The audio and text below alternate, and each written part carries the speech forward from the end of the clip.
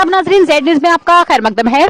जिला पुंछ के गांव नाबना मदाना वार्ड नंबर 5 में आज के दौर में भी हरे पेड़ों पर बिजली की तारें लगी हुई हैं। वहां की आवाम ने महकमा बिजली के खिलाफ एहतजाज किया।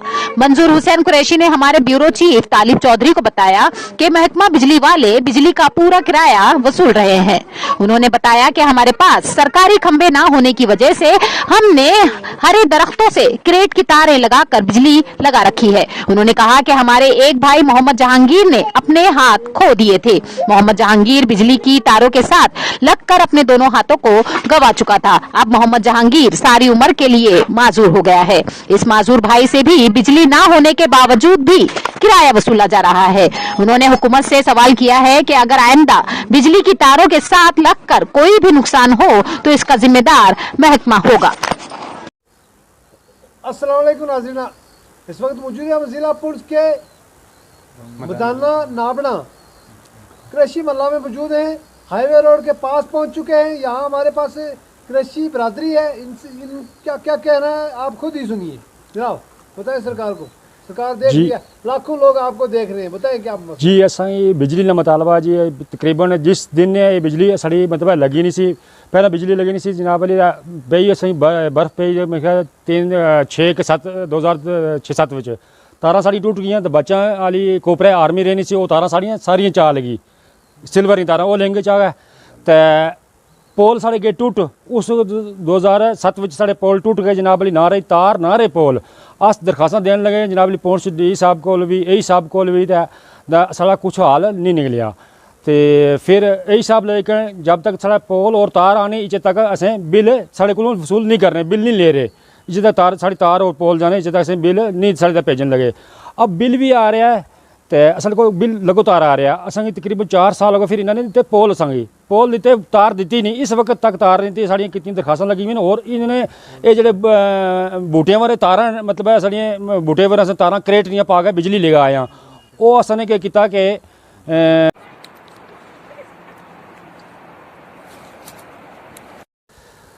तालब साहब असें शुक्रगुजार हाँ साढ़े कि जेह्ड़े तुसें इत्थै आ रहे हो। इस वक्त साढ़ा एक मसला हल करने वास्ते बिजली ना तुसें बड़े बड़े मसले हल किए। तो असांगी इत्थै तक नौबत पहुंची कि चलो मैं तालब साहब भी आखा कुछ तो कुछ मसला अपना हल मतलब करा छुड़सन साढ़ा मसला हल। तो साढ़ा बहुत बहुत शुक्रिया कि जेह्ड़ा तुसें साढ़ा मसला ये हल करने हो। तो तुसें ए साहब गी भी आखियो मतलब तुसें वीडियो डी साहब गी आखियो कि साढ़ा मसला कोई हल करना। तुसें बुद्धल बकोरी थी ले गए तो खड़ी करमाड़ा तक तुसें मतलब लोगों ने हेल्पां कीतियां। तो एक मतलब ये साड़ी भी मतलब होनी चाहिए। ये बूटा देखो ली जी, ये बूटा है दरेक ना, जिसने ऊपर ये तार टंगना ही नहीं है और पोल नहीं है ना, वो भी क्रेट नहीं तार है। इस तरह पिछले जो बूटे जितने भी हैं मतलब क्रेट नहीं तार मतलब क्रेट नहीं तारा लगी नहीं बूटे ने हाल इस वक्त। तो तुम मसे चेक करके आयो तो तुसें हुण साढ़े नाल थोड़ी हेल्प करो ताकि ए साहब असांगी मतलब या तो साढ़े कोल मतलब किराया माफ़ कर या जो इंटरेस्ट आ रहा साढ़े खिलाफ वो तो माफ़ करना। कुछ तो कुछ असांगी सहूलत मिले ना तो तार दी जाए असांगी और सामान बाकी ना असांगी दिता जाए। ऊपर को तार दरखास्तां दे रहे हैं असांगी कोई सुनना ही नहीं मतलब ना ए साहब सुन ना डी साहब सुन, कोई नहीं सुन रहा। कोई लैंड मैन से साड़ी मतलब इस तार पर नहीं आ रहा। असें ये रह रहे हैं पंचायत मदाना वार्ड नंबर 5 विच नाबना ग्रां साढ़ा मल्ला करीम वाला। बस यही गुजारिश है जी असांगी पोल और लभ जान मतलब तार लभ जाए असांगी और समान लभ जाए।